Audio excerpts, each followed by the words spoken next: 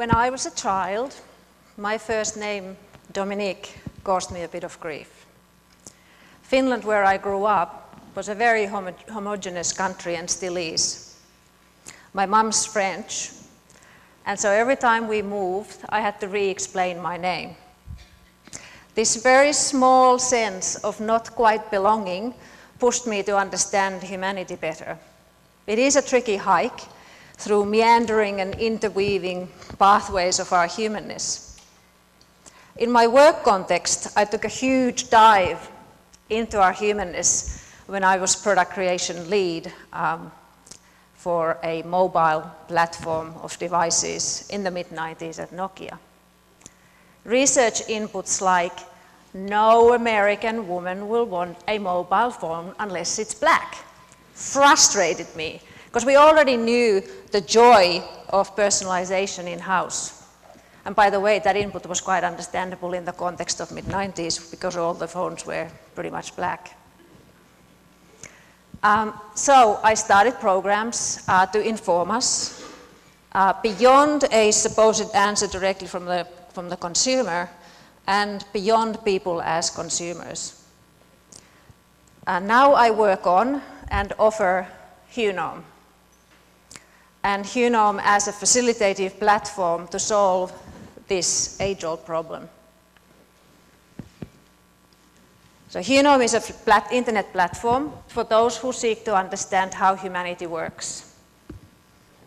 And what I propose with it is that in order to understand humanity better, we take into consideration, we include many perspectives in the many ways of knowing about it.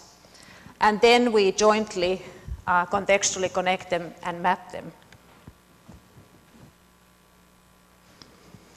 Words like flummoxed and dumbfounded are a beautiful and complex expression of the surprise in our human interactions. Lots of wonderful words, lots of surprises. We seek answers. We struggle to ask good questions. When we do have answers, we have more questions. We don't know what we don't know. And what we know one day is challenge the next. This is our living humanness, the wonder of us lab. And we're all observers and observed in it. I asked some wonderful people to join us by sharing their perspectives on how humanity works. The question was, you are the representative of the human species to an alien species, and you have been asked to tell the aliens how humanity works. What would you say? The people did not have this question beforehand, so editing was really, really hard because it's not a simple answer. So let's hear it. Hard to explain to you exactly what humanity is without being able to relate it to your species, which I know nothing about. I think in a certain way we're already working with aliens. We are in many ways alien to ourselves. Each of our personalities has an impact on the way in which we receive facts and information and the way in which we respond to them. Humanity works fundamentally on a plane of love and mutual understanding. Our people are driven by a desire to create and a desire to connect. We do our best to try and survive in that tension between necessity and scarcity.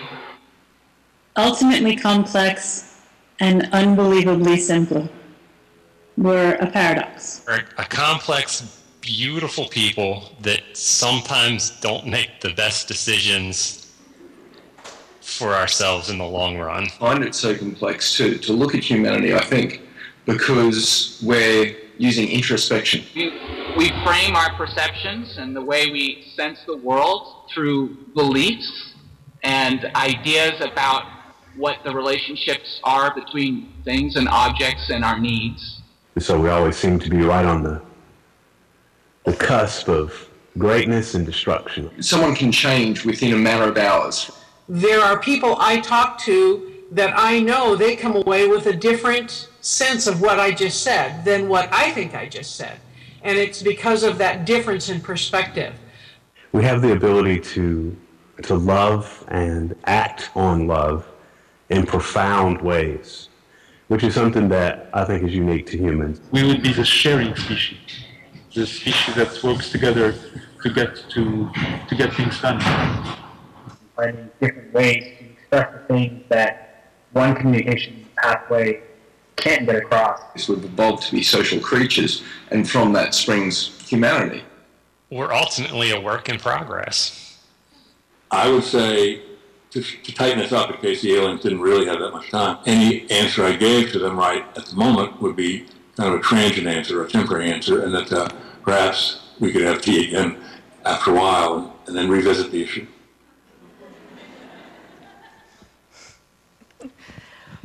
Today, through our words and our actions on the matrix, the internet, we're all part of a large-scale experiment to know our movements, who we talk to, what we eat, think, and the mood that we're in. Now, this data is a snapshot, a momentary reflection of the stable side of us. But how does that help us understand the foundations of humanity, what drives us individually and collectively, why things are the way they are, and where we would like to take things next, the changing, creative side of us. Scientists, philosophers, artists, designers, and the rest of us curious on planet Earth have uncovered so many dimensions of our humanness, and yet this journey is not over. We are still hiding in plain sight. Our understanding scattered in the many ways of knowing. Perspectives are us. They are what make the human specimen function and discover. We don't have to appreciate all perspectives, and not all perspectives are helpful to humanity. But if we are to make a difference, then we do need to look beyond our own assumptions and our own comfort zones. Understanding oneself is a reference point. What makes you tick? Let's hear what makes our small sampling of the Council for Humankind tick. Humans are driven by a desire for creativity and connection, and I think that's what makes me tick as well. So I am mostly inspired by two related values, which are passion and responsibility. So I'm able to connect in with citizens around the planet to see what other needs they might have and see if there are ways in which I can support them. I'm somebody who's in the way post-salad days of his life, re-examining almost everything. Figuring out what makes people tick. The ability to think freely is incredibly important. Over the last decade, I have been living my life on a philosophy of thinking with my heart. To be with people that mean a lot to me, and to have that, that sense of love and that sense of attachment to the people around us. We are here in this space together, and there are consequences to how we respond and how we don't respond to one another. I have a hunger for the unknown. I'm one of those funny split personalities. I'm a scientist and a musician. Curiosity. That's it. Nothing else. It would be a really bad day, the day that I can no longer be creative. There's a moment I'm amazed by how powerful one individual can be, how much we can affect our own lives. What I love to do is to find those urges, those natural tendencies of mine, something I don't have to force. No matter what it is, it may seem like the most useless or impractical skill or passion, but there's a way to find and apply that. A human being that's endlessly fascinated with everything around me. I guess I try to see things through the eyes of a child as much as I can.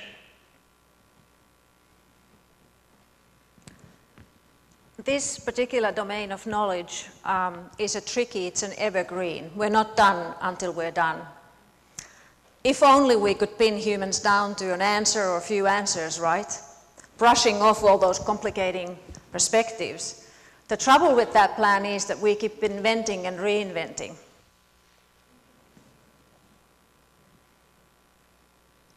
So, in the interest of this particular point here, stay at home.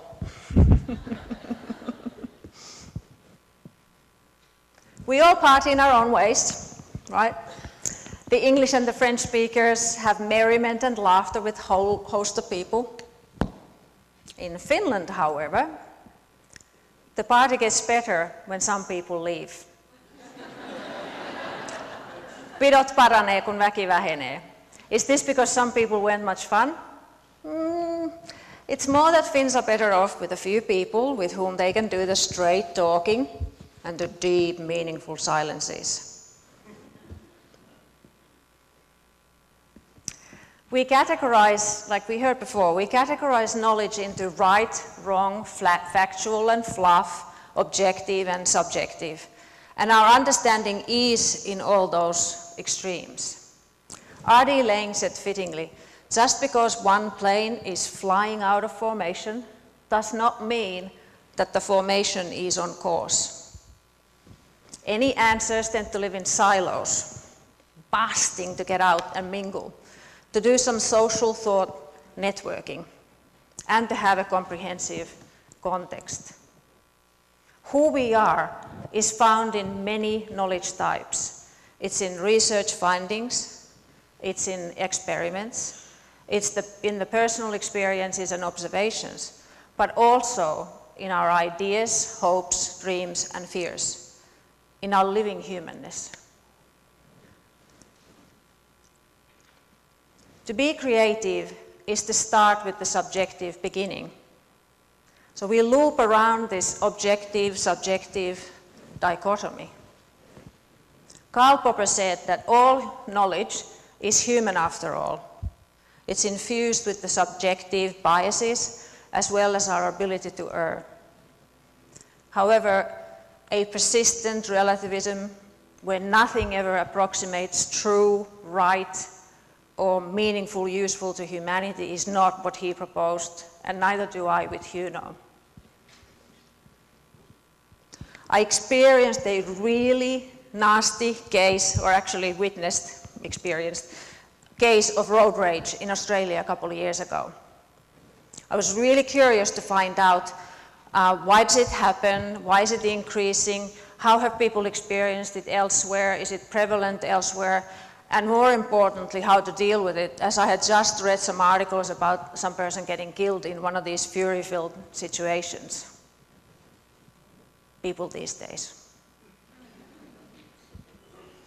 But the understanding for this particular question does not come from direct answers. It actually comes out of the many ways of knowing about it and then putting that together, mapping that together into a context.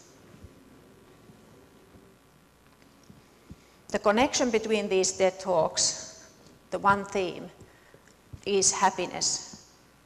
However, there is so much more to them. When we simplify and abstract, we lose a lot of understanding and detail and accuracy. And by the way, my talk connects with a lot of talks today as well in a very similar way. And these thoughts also connect to a lot of thoughts and ideas and observations from previous and later times. We can now take a different approach to understand our humanness and shift it, and how to also deal with it. Eyes wide open, assessing what's what, going from linear to circular, and from insular to connected. And collectively, we can tease humanity out of hiding in plain sight. So please do join us at Hunome, sharing your perspectives, exploring our humanness, and we contextually connect those to create better comprehension about how humanity works. Your perspectives matter. Thank you.